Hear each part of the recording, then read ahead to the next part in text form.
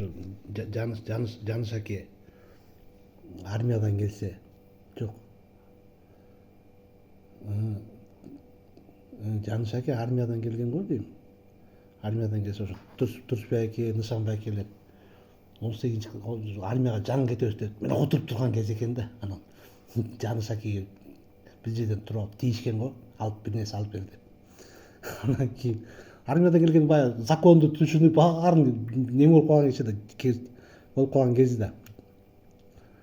Тигилер болсо мен армияга кетебиз деп кутуруп турупту да. Анан Жаныш аке деп бир жерден алып келиңиз деп ошентип анан Жаныш аке барып бирөөдөн туз мылтыгын сурап атат дейт, чип этмесинчи.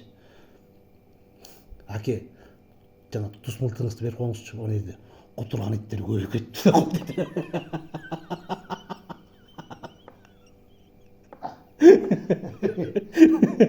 Кутурган иттер көбөйүп кетти.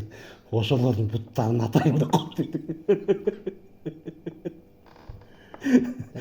Ооба да ошонун баардыгы кетишти го мына. Нысанбай да кетти, Турсунбай аке да кетти. Кимдин бирөөдүн мылтыгын сурап ошо туз мылтыгыңызды берип коюңузчу, кутурган иттер көбөйүп кетти.